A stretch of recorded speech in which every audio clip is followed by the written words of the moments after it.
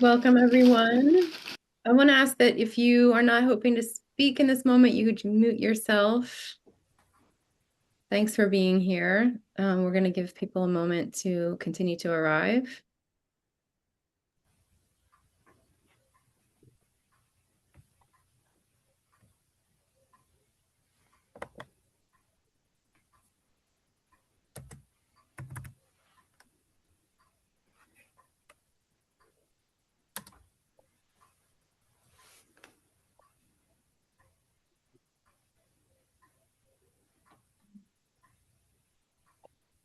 And if you're just joining us, you can please put your name in the chat, your name and your pronouns, where you're calling in from, and how you know CPT, so that we can get to know each other a bit in this space.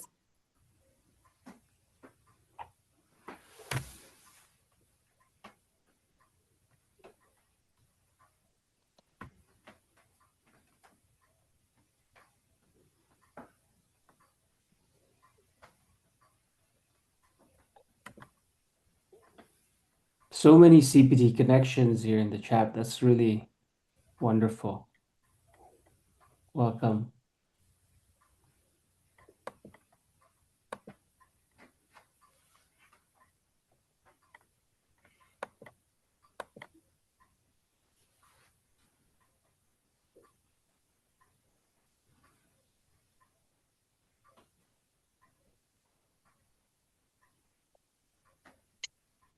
Melissa, should we wait for another 2 minutes and then start? Sure. Yeah, maybe give it another minute. We know that people are calling in from all over the world and in many different time zones. So we'll give people, yeah, let's give another minute for people to arrive. Um, and so far we see folks calling, joining from um, Chicago, from Saskatoon, Toronto.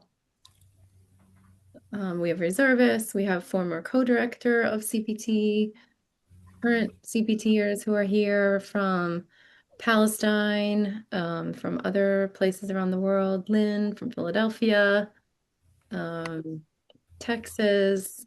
This is, yeah, I can't even read it so fast. So many people are joining. So it's really great to see everyone here today.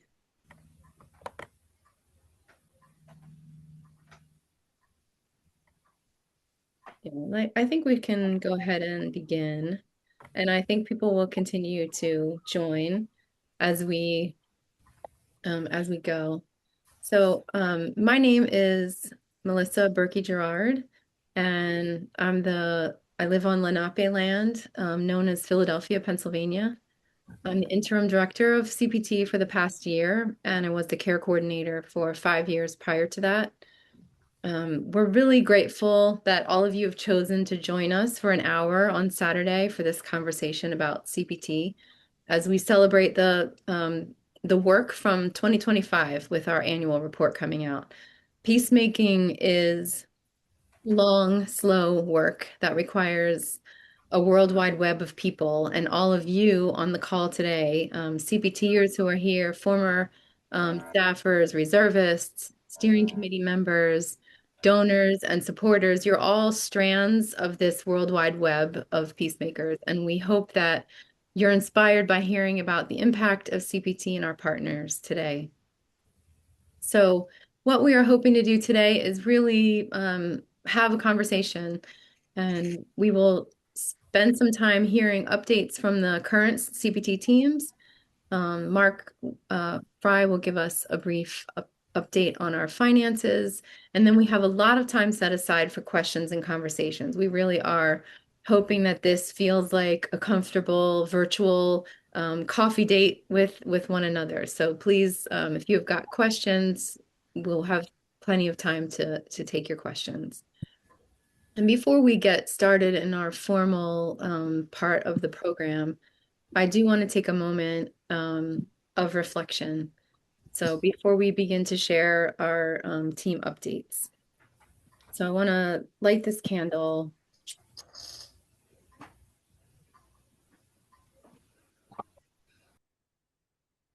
And may this flame represent that we are held by a love that is greater than us, love that calls us to collective liberation, love that is liberation.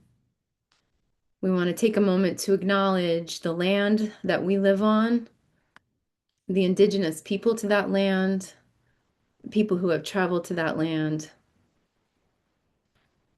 We want to hold now in the light the people across the globe who are being attacked and harmed. And we especially name our colleagues and our partners in Iraqi Kurdistan and Palestine who are being affected by the US-Israel war on Iran and Lebanon. And let us take a moment in the chat. You can name the areas of the world and the people of the world that are on your heart. And we'll take a moment to collectively hold them in love and in hope.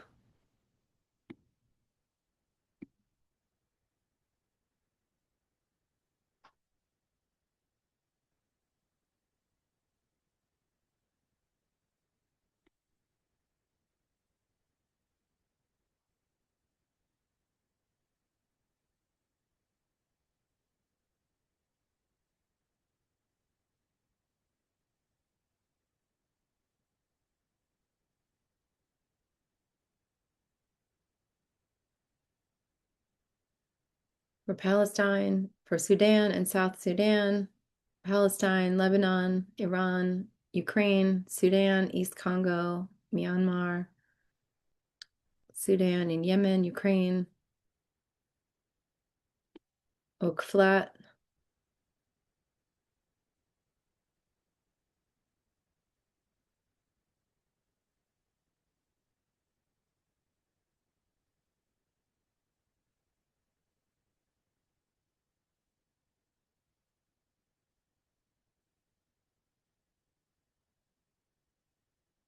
Chaco Canyon.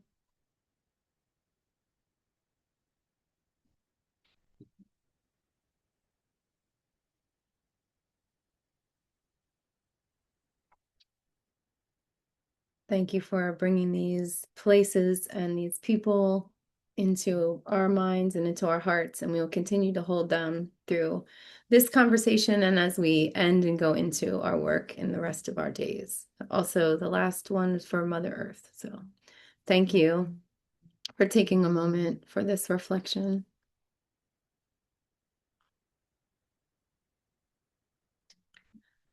So in that spirit, we want to share with you our annual report and hear about the impact of CPT's work over the past year. And I want to say that this report reflects work that's made possible by this wide community, and each one of you is part of it. So we'll share the link here in the chat, but we will also send a follow-up email with the link to the annual report so that you can read it in detail. And we'll share some highlights now from the teams and a finance review. But this, and I want to just say that this year we're very excited to mark CPT's 40th anniversary year, a long work of peace. And please be on the lookout for stories about our 40 years of peacemaking and events to bring people together to support our work as we look forward to the coming years going ahead in peacemaking. So thank you. I want to turn it over to Caldwell now. Thank you, Melissa. So now we're going to take a few minutes to hear from the teams, get some updates of what's happening on each uh, program site, and then after that we'll have some questions later on. You can ask the members of the team or each one of us in this call. I'd like to call on Rochelle if she would like to start us off. Yeah, thank you. My name's Rochelle Friesen. I coordinate the Turtle Island Solidarity Network, which is a group of volunteers in CPT doing Indigenous solidarity support across Turtle Island. I am joining from the homeland of the Haudenosaunee, the Wendat, the Mississaugas of the Credit, and the Anishinaabe people. I'm originally from Treaty One territory in Winnipeg, Manitoba. My ancestors came here in 1875 from southern Ukraine, and they came seeking cheap land. And so, as a settler here on this land, I have been raised with a lot of privilege, and I take that privilege and I see a lot of responsibility. And that definitely is what brings me to this work. As it's already been said, CBT is celebrating 40 years, and one of our longest partners, and still our partner, is the community of Grassy Narrows. I believe Doug Pritchard is on this call. I believe he was on one of the first delegations to Grassy Narrows over 20 years ago. And Grassy Narrows is still fighting, they are still resisting. For those of you that do not know, in the 60s and 70s, a pulp and paper mill dumped over 10 tons of mercury into the river that feeds Grassy Narrows, and they have been demanding compensation for the river to be cleaned up for decades. And for decades, both the provincial and the federal government denied this was happening. And in 2017, both governments finally responded and promised compensation, but that compensation has been slow. And so Grassy Narrows continues to fight both in terms of doing river runs, but also in terms of what we call bird dogging. And bird dogging is an interesting form of nonviolent resistance where when politicians hide behind press conferences and corporate media, Grassy Narrows and their supporters, they show up and they ask the direct question, when will you compensate Grassy Narrows? And so last week, Chrissy Isaac, who is a survivor of mercury poisoning and living with mercury poisoning, crashed a press conference where the Prime Minister of Canada was speaking and asking, when will you visit our community? When will you compensate Grassy Narrows? And the Prime Minister's response was a chuckle and saying, I will outlast her, which is pretty egregious in this environment of settler colonialism, where the life expectancy of the prime minister is over 80 years and the life expectancy of someone in Grassy Narrows is under 70 years. And so Chrissy has been demanding an apology, has been demanding the prime minister visit Grassy Narrows and so that there can be compensation. I am going to put a link in the chat where you can join in signing a petition in support of Grassy Narrows. And I also want to invite you all, and I'll put the link in the chat as well, to check out a delegation that is happening this summer, this August, where we will visit Grassy Narrows and attend their powwow and do a deep dive into settler colonialism. My time is up. I always have lots more to say, so email me with any questions, and I'll dump the link in the chat both to our delegation and to the petition that you can sign. Thank you all for being here today. Thank you, Rochelle. I'm sure you all have questions for Rochelle, so just keep them noted, and later on, you can ask her questions. I'd like to invite Tamim from the Palestine team to take a few minutes to share an update from them. Thanks, Tamim. Hello, everyone. Thank you all for being here. It means a lot to me and to the rest of the CPTers and the community to have you all join in different times and mornings and evenings and all that. Me and Rochelle actually recently had a talk with some university students in Canada where we talked for 2 hours. So getting this down to 5 minutes is going to be a little bit tough, but I'm going to try my best. I got my little bit of notes here. I'm going to start with the bigger picture of what's happening around the world. So, since the beginning of 2026, the situation across the West Bank has increased significantly. We're seeing daily settler attacks that are averaging more than 6 per day, affecting dozens of communities around the country. We have over 1,600 Palestinians who have already been displaced this year alone, suppressing all of 2025 last year. So that, of course, means movements, restrictions, raids, and closures have intensified as well, especially with the broader regional impact and escalation with the war. So what we're seeing is not isolated incidents. It's actually more of a systematic increase in pressure and violence and displacement. So what moving on to Hebron, or where the CPT office is, especially in H2, this escalation is very visible, and it's very concentrated as well. Um, H2 ha is surrounded by 20 checkpoints, and what's funny is even the data we keep updating, we're not even we're not able to stay up to date with the amount of the checkpoints, because of the gradual increase of that every day. We have around 3,500 Palestinians that live alongside around 600 settlers in areas like Masaf Riyadh and the enclosed areas around Bethlehem and other areas in the north. Um, and that means a bunch of Palestinians in their farms being attacked. And what's specific to Hebron is that the occupation is constant and hyper visible. So we all know how Hebron is fragmented physically and psychologically to endure a broader Israel, and the bigger land that they're trying to take on.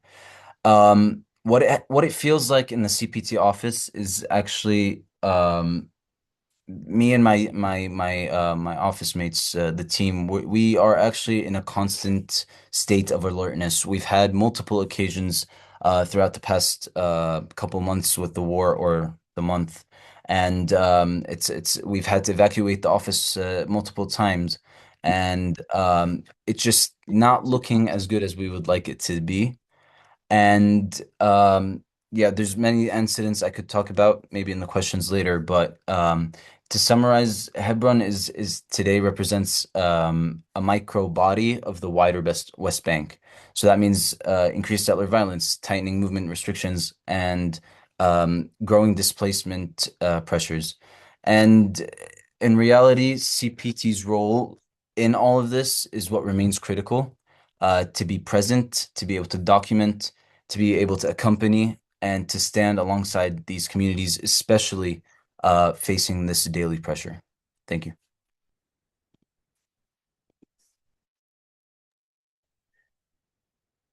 Thank you, Tamim. Um, I will be giving the update for the Iraqi Kurdistan program. Um, so over the past 6 weeks, the Kurdistan region of Iraq has experienced over 700 drone and missile attacks carried out by Iran and Iran-linked militias operating in Iraq. While many strikes targeted the U.S. consulate and military bases located in several locations across Iraqi Kurdistan, the scope quickly expanded to include Kurdish armed forces, Iranian Kurdish opposition groups, and locations within civilian presence. As the conflict escalated and Israeli-US forces targeted a university and other civilian sites in Iran, Iran retaliated by bombing civilian infrastructure such as the American University in Sulaymaniyah and even the residence of the Kurdistan region's president. The civilian impact has been severe. At least 17 people have been killed and 92 injured, while many victims were members of armed groups, both Iranian opposition groups and Peshmerga forces. Civilians have also paid a high price. Entire homes have been destroyed, either by direct strikes or falling debris. One of our partners, a director of a partner NGO, had their house damaged in one attack. A particularly horrifying was the killing of a married couple in Zargazawi village, parents of two children, a rural agricultural community with no known military presence, was struck by a drone just days before the ceasefire. Beyond casualties, the wider humanitarian impact has also been profound. People of Iraqi Kurdistan have faced prolonged electricity outages, sometimes more than 6 hours during the day. The food prices have gone up, and there have been a lot of shortages in basic goods. Since a lot of the Kurdistan region's economy depends on imports from Iran. The recent ceasefire, though, has brought visible but fragile relief. Prices are already beginning to fall, borders have reopened, and air traffic has resumed after 6 weeks of airspace closure. However, sporadic drone attacks continue, likely by Iranian affiliated groups. The general mood is one of big hope and deep caution. For CPT, this period has required heightened protective measures. As a US-based organization, our risk profile is increased. At the same time, our work documenting attacks, analyzing patterns, and highlighting civilian harm has become even more critical. Our data has been used by diplomatic missions, journalists, and Kurdistan authorities. Our work has even been formally recognized by the Kurdistan regional government. Um, Looking ahead, we hold our breaths to see whether the ceasefire holds and how the negotiations will evolve. We fear that the ongoing Israel strikes in Lebanon could quickly trigger renewed escalation. Thank you. Um, I'll call on Pierre from the Colombia team to now give us an update. Hello, everyone. My name is Pierre Schatz. I am a full-time member of the Columbia program, along with my fellow teammates, Marcela, Juan, Jason, Denise, and our program support coordinator, Adriana. It is really great to be here today with all of you and to see some faces, to see some of you that I have not seen in a long time. So thank you for joining us. So Colombia, I don't know, maybe some of you might remember 4 years ago, Colombia elected for the very first time in its history a progressive president and government. Gustavo Petro and Francia Marquez as vice president. And these past 4 years have seen some significant changes in policies, in programs available to communities that historically were either completely abandoned and ignored by the state or actively attacked and threatened and displaced by the state and paramilitary forces allied with it. And these changes have been very positive for the communities that we accompany. Although 4 years does not change over 200 years of policies and practices that have been taking place. And this year this year and in next month we will be holding presidential elections, and there is a very good possibility that the same party, the Pacto Histórico, is once again elected in the presidency, and parliamentary elections. The Congress held elections last month, which the Pacto Histórico, the president's party, they elected the most amount of candidates, and so for one single party. And so there is some very good sign that there will be a continuation of these policies.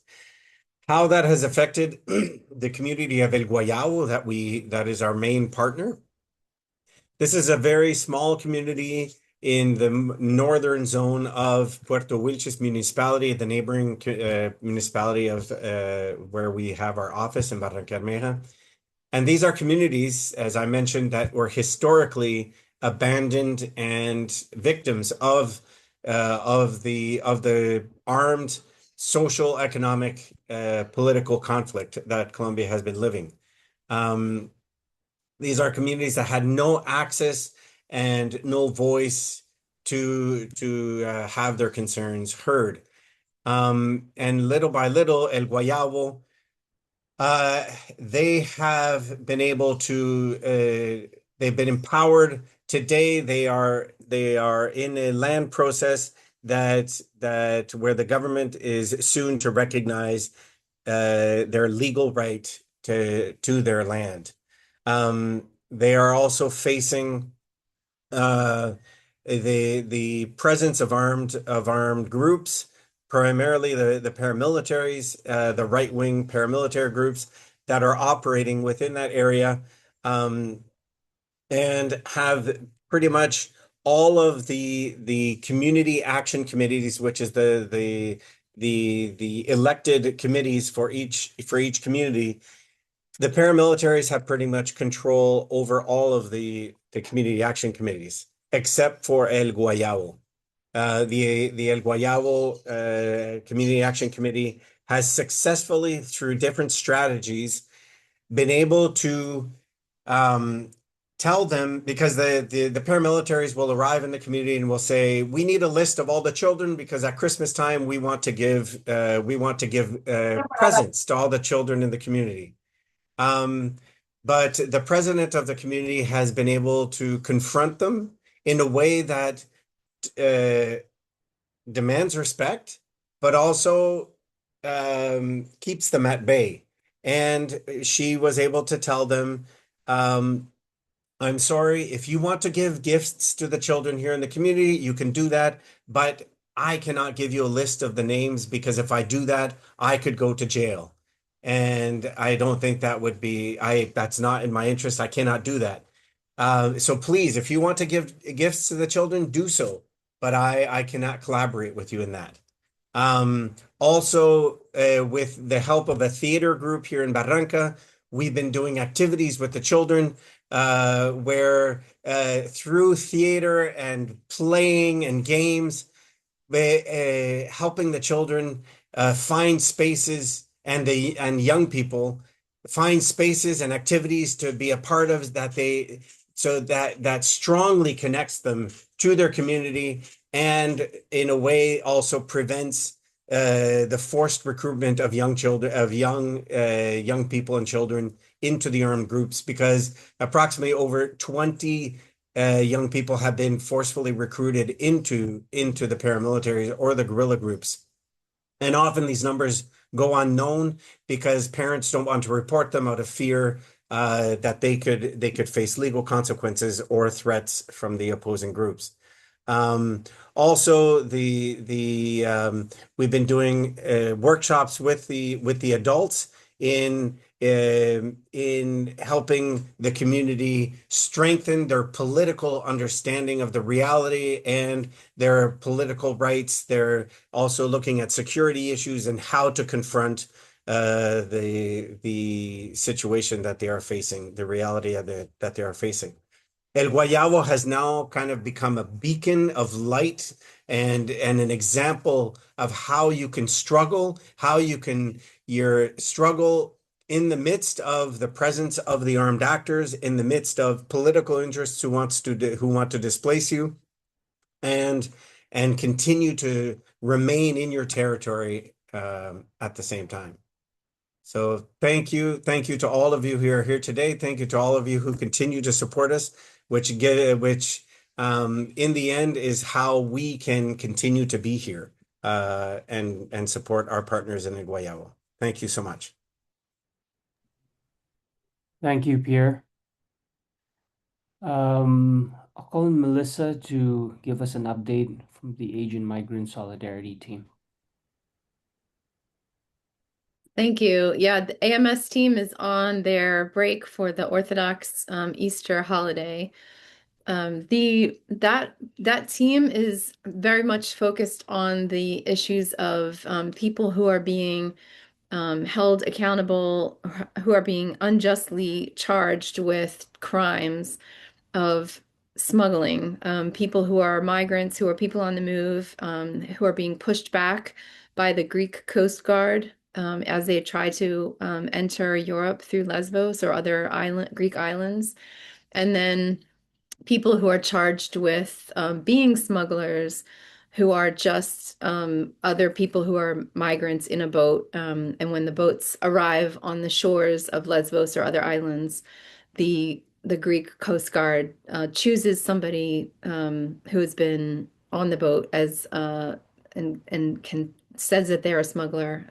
They're usually the person that is driving the boat because the smugglers will abandon the migrants a certain amount of distance from the shore and make somebody drive, and then this person will be arrested on the shore and held accountable for smuggling when they are just a person that's a migrant. So our team is very focused on working with folks to get justice, and monitoring trials, working with other organizations as well to go to court and pay attention to what's happening and write really extensive reports about the trials. And our most recent report has just come out about the trials that they monitored in the past year.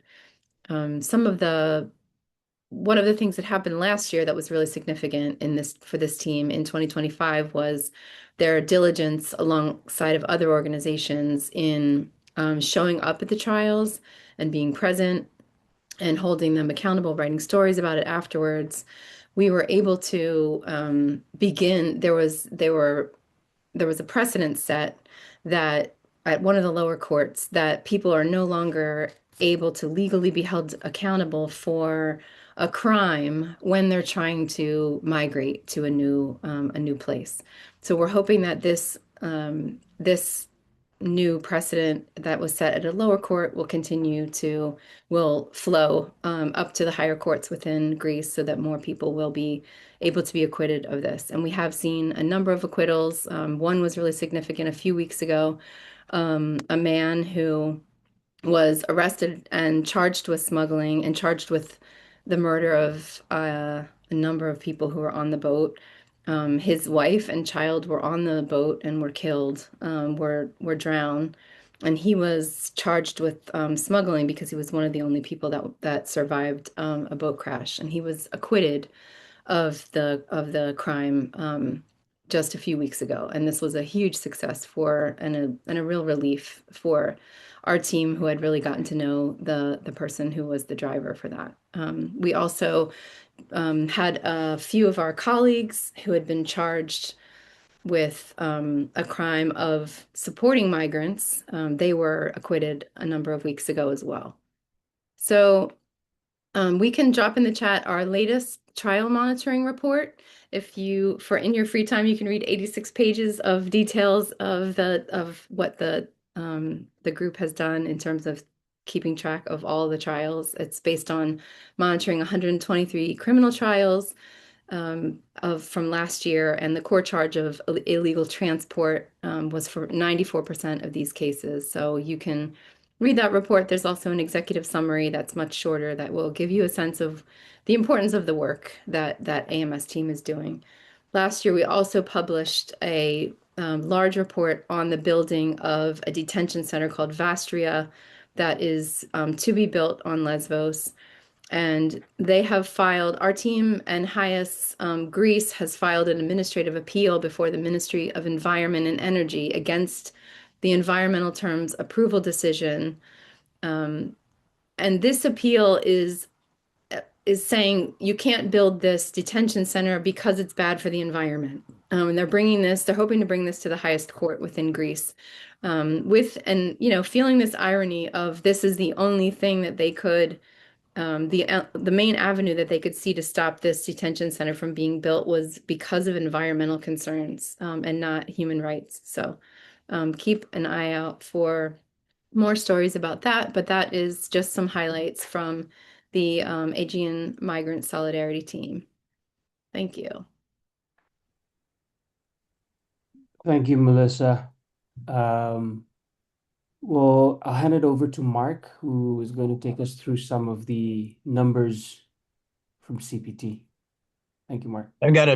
So my name is Mark Fry. I'm the Mark Fry, the finance guy.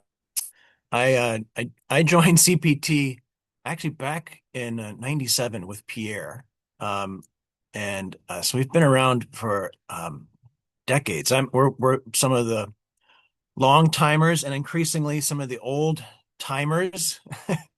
And I just have a big smile on my face seeing a lot of you that have been a part of this, been a part of CPT, been a part of this work over the decades, and it's just really great to see you. A lot of you look older than last time I saw you, so I'm Not sure what's going on there. So I know we are throwing a lot of information at you, and we'll do our best to keep some time at the end here. I just want to go over a quick financial overview and some of the challenges facing us financially. I'm going to share my screen. In my MBA program, there was a real emphasis, I don't know why, on PowerPoint. You got to have a PowerPoint presentation. So here I am presenting. So I put together just a real quick PowerPoint. I'm going to share my screen, and let's start so our budget is about 1.2 million each year, and that's US dollars. So that means we need to raise just over $1 million every year. And that breaks down 70% is coming from individuals. These are rough approximations. So about 7% from congregations and about 20% from grants, and then the other 3% is just kind of a bunch of miscellaneous stuff. But obviously, like individuals drive this, donations drive this work. And most of those donors are in the US. Those of you who have been part of CPT, Doug, as a former co-director, this is going to sound super similar. We continue to like scrap for every dollar, and we're struggling to pay a living wage. Inflation has been a big challenge over these last couple of years. And the primary resource that we provide, I mean, we're not a relief and development agency. It's not like we're sending aid, material aid. The resource we provide are our workers, are the peacemakers in the field. And our staffing has ranged between 25 and 30 full-time equivalent people. That's us on admin. And that's but the majority are based in the field. So that's about 25 to 30 full-time equivalent.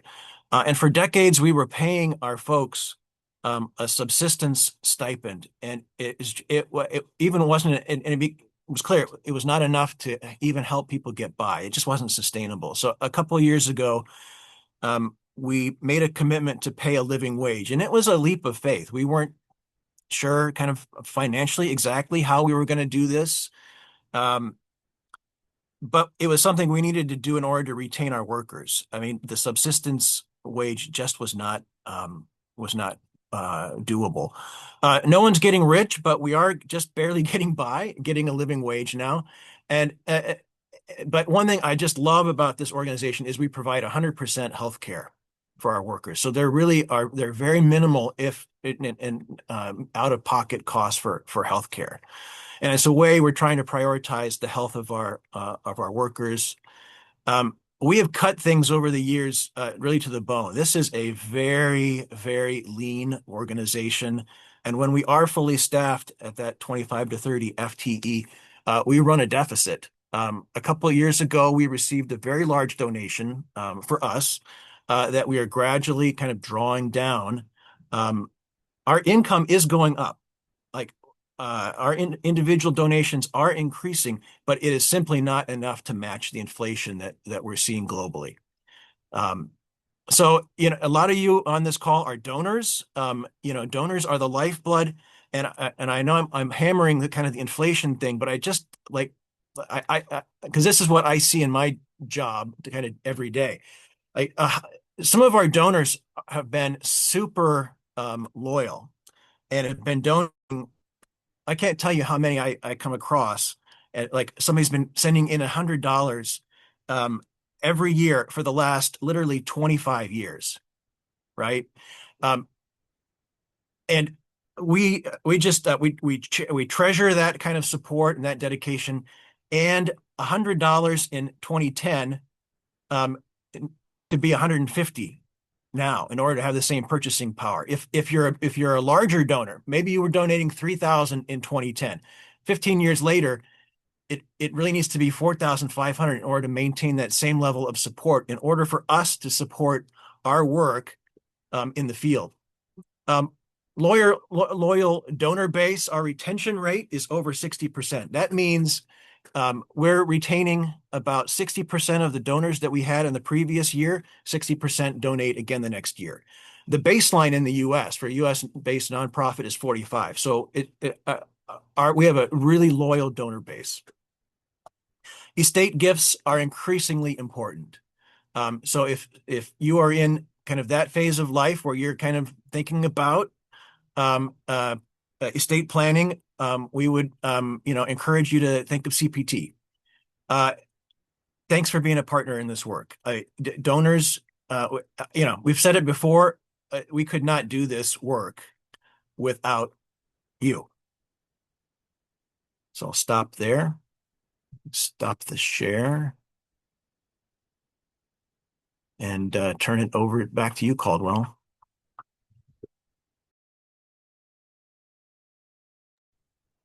Thank you, Mark. Thank you for sharing those, CPT's finances with us.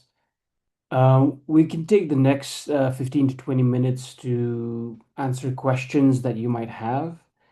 So if you do have a question, you can write it in the chat and I can read it out and direct it to whomever you would like that question to be directed to.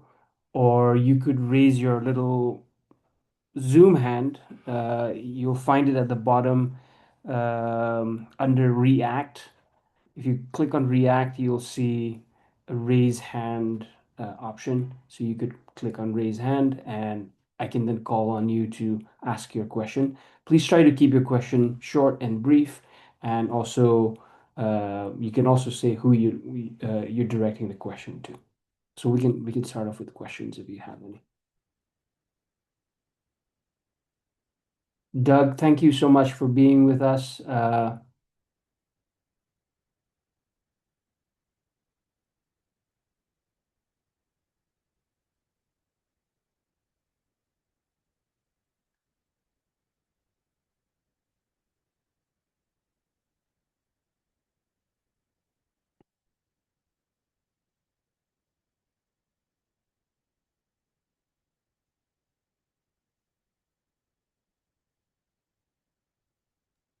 So while we're waiting for people to type your questions, I want to just address one question that I have heard from people over and over in the last few weeks, and that's addressing the safety of our CPTers who are in the line of that are being impacted by the war. And I want to say that we in our Iraqi Kurdistan team, we are not able to have foreigners on the team at all.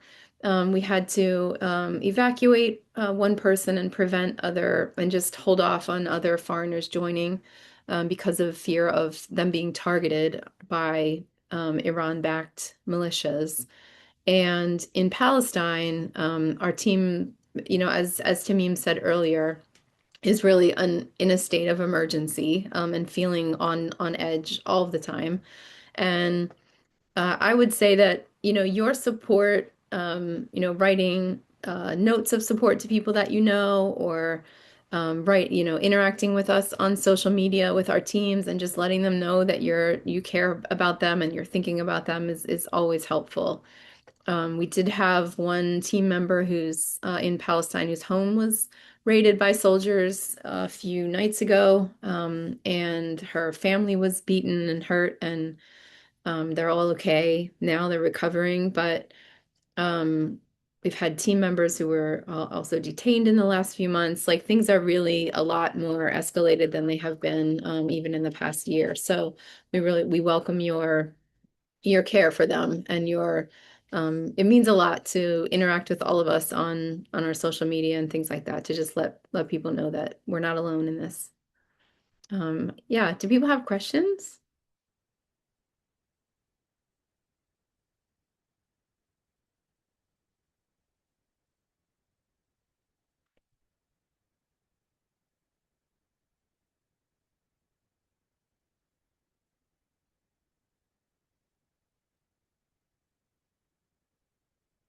So maybe while we're waiting for questions, if there are other CBTers who are on the call that maybe you thought of something that you want to add, that you want to let our supporters know, you can unmute yourself and share something briefly.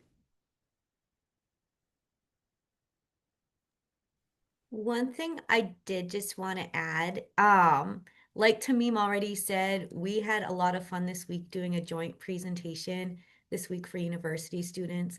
All of our teams are available for presentations in your communities. So just email outreach@cpt.org and we'd love to set that up for you. It could be like Tamim and I talked about Indigenous solidarity and Palestine solidarity. So we can do two teams at the same time. We just had a lot of fun this week, so I wanted to share that with you folks. And also, we have a series of workshops like de-escalation training. Melissa and I recently did a Take to the Streets training, preparing people for protest in this time of authoritarianism. So as much as possible, we want to be a resource for you folks. So don't be shy, just reach out and we'll set something up.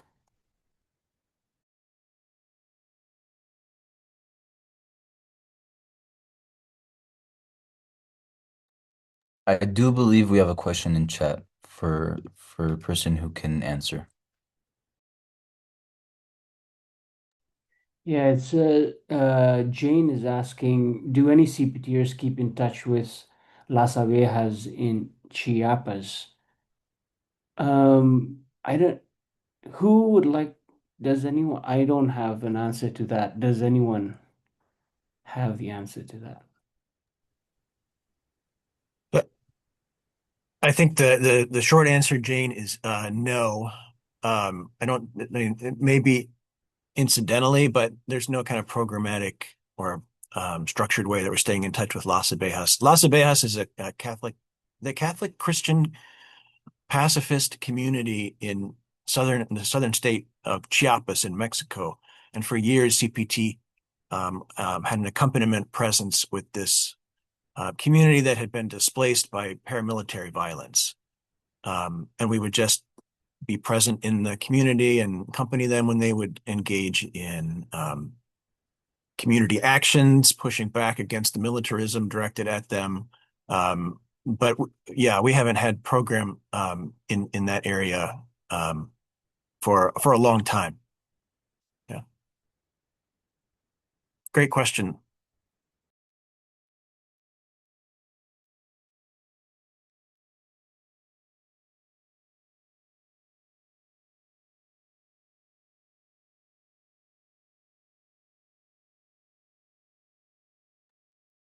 While we're waiting for another question, I would just like to share a link for a documentary film that the Palestine team put together a couple of years ago called Light.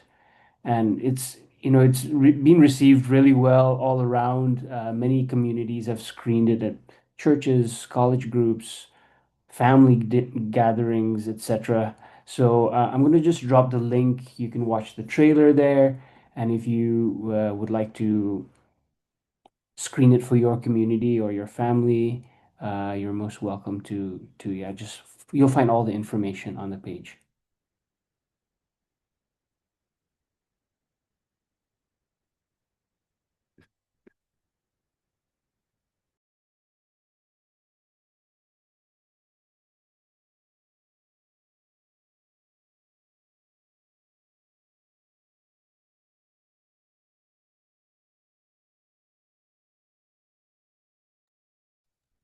Can I ask? I'm curious, how many of you have gone on a CPT delegation? Stuart, I can't see everybody on my screen, but okay, so some of you have, yeah, okay. Weldon, yeah. So CPT delegations are kind of short-term trips to one of our program locations where people participate to some degree in kind of the work and the life of the team and learn about the particular conflict, and they're open to anybody.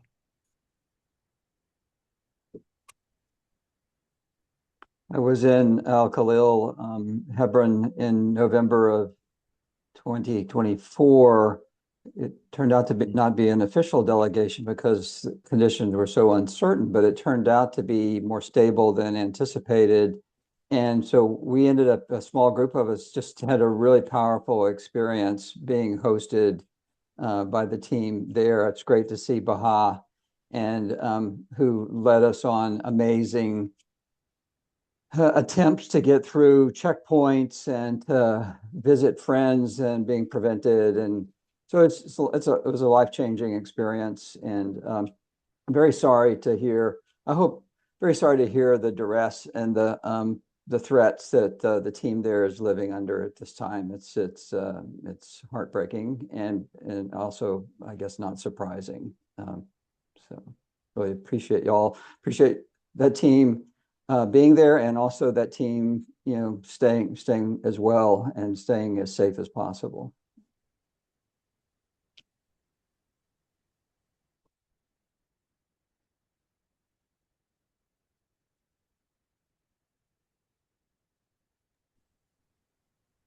Thank you. you for sharing, Stuart.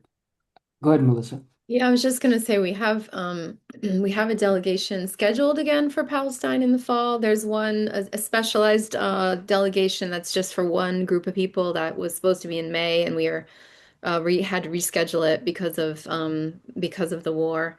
But there is one in the fall. People are interested. There's a and as Rochelle said, there's one for in Turtle Island for the summer, and there will be one for Borderlands in the fall as well. I'm just doing this off the top of my head, but the link is in the chat as well if you're interested in joining.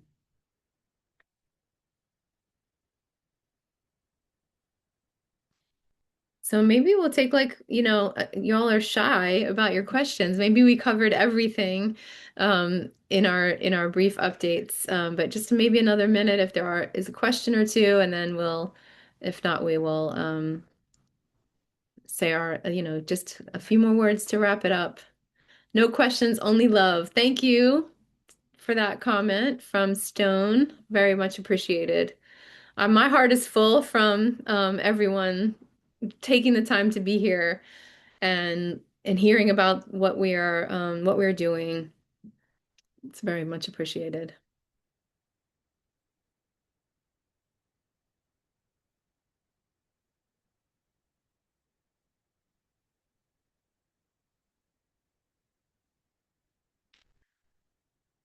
So another thing that you can do if you're not able to go on a delegation is to share our information with your communities, invite people to come and speak, as has been said earlier. And I also want to just give you another opportunity to be a part of our work. And as we come to a close, everything that you've heard today, every act of accompaniment, every story of resistance, it's made possible by people like you. As Mark said, it's mostly individual donors that make CPT work.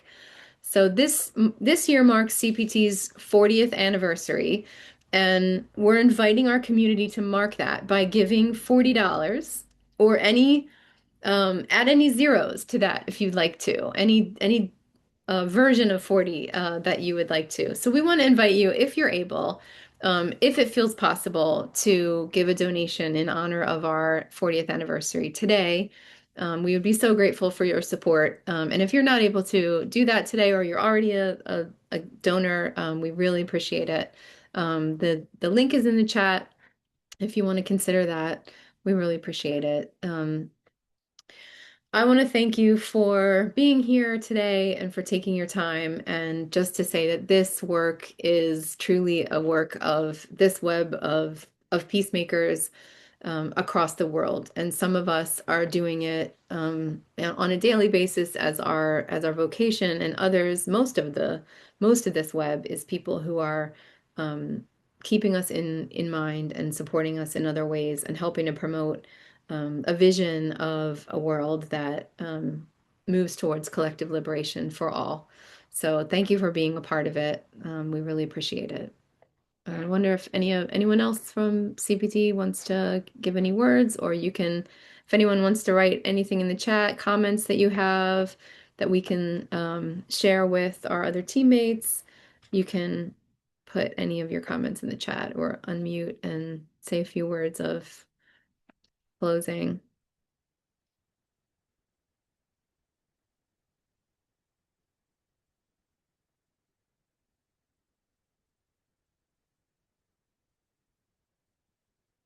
All right. Well, thank you all for being here and for being part of this beautiful community. Thank you. Thank you for everything you're doing, all of you. It's very, very meaningful and important. Thank you. Thank you. Yes, thank you very much for the updates. So great to see faces, to put faces with names. Yes. So thanks for being here. Yeah. And so nice to see some old friends from a long time back. Good to see you, Barbara. Thank you, Mark. But now. Bye-bye. All right, we will close this time together. Thank you again. Take care, everyone. Thank you.